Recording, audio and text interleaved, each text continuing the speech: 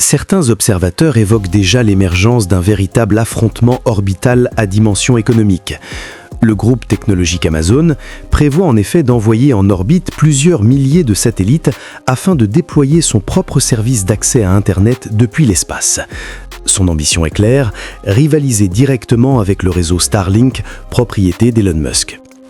Mais de quoi parle-t-on exactement ? Pourquoi l'Internet spatial représente-t-il aujourd'hui un enjeu stratégique majeur ? Et quelle position occupe l'Europe dans cette compétition ?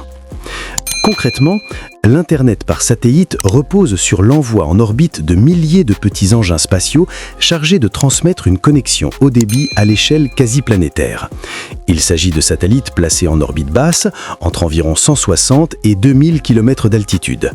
Ils évoluent donc bien plus près de la surface terrestre que les satellites dits géostationnaires, situés à près de 35 000 km.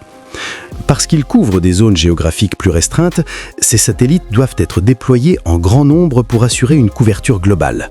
En contrepartie, leur proximité avec la Terre permet de réduire considérablement le temps de latence et d'offrir des vitesses de connexion plus élevées. Au-delà des performances techniques, cette technologie présente un avantage déterminant.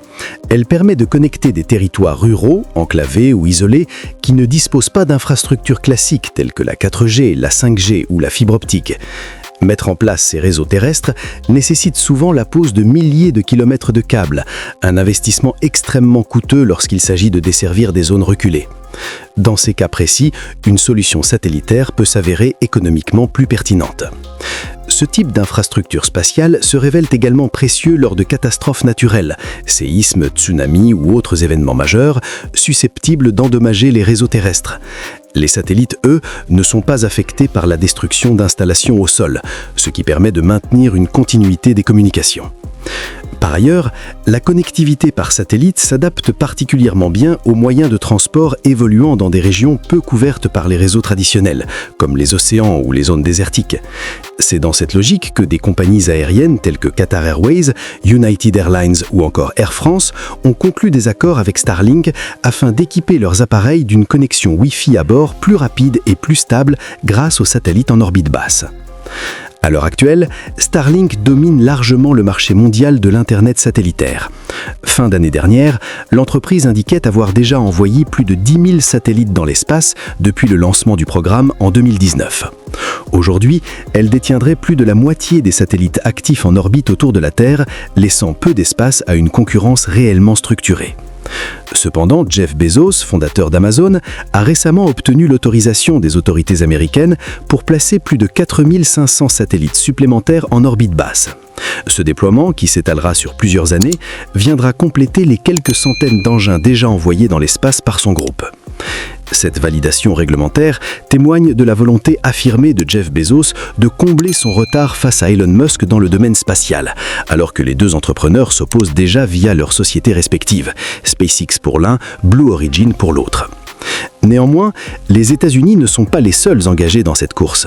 D'autres puissances cherchent à se positionner sur ce segment stratégique. La Chine développe notamment 2 projets de constellation en orbite basse, tandis que le Canada et les Émirats arabes unis envisagent également de se lancer dans l'aventure. La question se pose alors, quelle est la place de l'Europe dans cette compétition mondiale ? En France, bien que Starlink ne communique pas officiellement ses données d'abonnement, les spécialistes estiment que le nombre d'utilisateurs resterait inférieur à 200 000. Du côté du projet porté par Amazon, l'objectif serait de viser entre 10 et 15% des foyers européens, soit un potentiel compris entre 20 et 30 millions de ménages à l'échelle du continent. Cependant, dans les faits, ces offres pourraient rencontrer certaines limites en France. Or, évoqué précédemment, l'intérêt principal de l'Internet par satellite concerne surtout les territoires éloignés ou difficilement accessibles. Or, en France, plus de 90% des logements peuvent déjà bénéficier de la fibre optique, ce qui réduit considérablement l'attrait d'une alternative satellitaire pour le grand public. Malgré cela, l'Europe a tout intérêt à développer ses propres constellations. L'enjeu ne se limite pas au simple marché commercial. Il s'agit également d'éviter une dépendance excessive envers des acteurs étrangers, dont les services pourraient être suspendus, restreints ou instrumentalisés en période de crise. L'exemple ukrainien illustre parfaitement cette dimension stratégique. Depuis le début de l'invasion russe à grande échelle en février 2022, Starlink a été contribuant un outil essentiel pour assurer les communications militaires et civiles du pays. Face à la destruction ou à l'interruption des infrastructures terrestres, l'Ukraine a sollicité Elon Musk afin d'activer rapidement le service. Quelques semaines seulement, le réseau satellitaire a été opérationnel. Toutefois, cette dépendance a également révélé certaines fragilités. Elon Musk a notamment décidé de restreindre l'accès au réseau dans certaines zones du front pour empêcher une opération de drones ukrainiens contre les forces russes, estimant qu'une telle action risquait d'entraîner une escalade. Plus récemment, le service a commencé à bloquer des terminaux utilisés par la Russie sur le territoire ukrainien, contraignant l'armée russe à installer d'autres équipements en urgence. Ces épisodes démontrent qu'un opérateur privé peut, dans certaines circonstances, exercer une influence directe sur des enjeux militaires ou géopolitiques majeurs. Cela souligne le caractère désormais quasi indispensable de ces constellations dans certains contextes sensibles. Bien que la situation européenne soit différente et que le continent dispose d'une base industrielle spatiale solide, il accuse un retard notable dans le domaine des constellations commerciales de télécommunications. Le programme IRIS-2, lancé en 2024 à l'échelle de l'Union européenne, ambitionne de déployer jusqu'à 300 satellites d'ici 2030 afin de garantir la souveraineté et la sécurité des communications européennes. Cependant, contrairement aux offres proposées par Starlink ou Amazon, ce programme est pour l'instant destiné principalement aux institutions publiques et aux entreprises et non au grand public. Le nombre de satellites envisagés peut également sembler modeste face aux milliers déjà placés en orbite par les acteurs américains. Certains analystes estiment qu'un tel dispositif ne pourrait pas réellement se substituer à ces réseaux privés dominants. En Espagne, une filiale du grand groupe français des télécommunications a récemment conclu un partenariat avec Starlink afin d'expérimenter la connexion directe d'un smartphone à un satellite sans passer par les infrastructures terrestres traditionnelles. Cette initiative met en lumière l'absence, pour l'instant, d'une solution européenne pleinement concurrentielle. Par ailleurs, parvenir à un consensus continental autour d'un programme unique s'avère complexe. Des pays comme l'Allemagne ou l'Italie voient émerger des voies politiques et industrielles favorables au développement de constellations nationales, ce qui pourrait fragmenter davantage l'effort européen.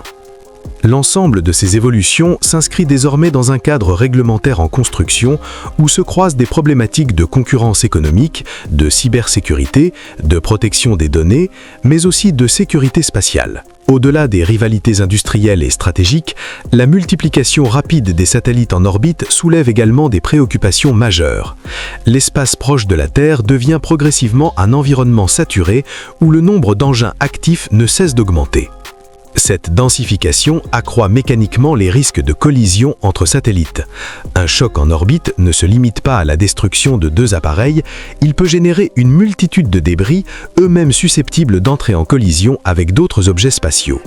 Ce phénomène en chaîne représente une menace sérieuse pour la stabilité et la sécurité des infrastructures orbitales. À mesure que les constellations commerciales se développent, la gestion du trafic spatial devient donc un enjeu crucial. À cela s'ajoutent les problématiques de pollution spatiale.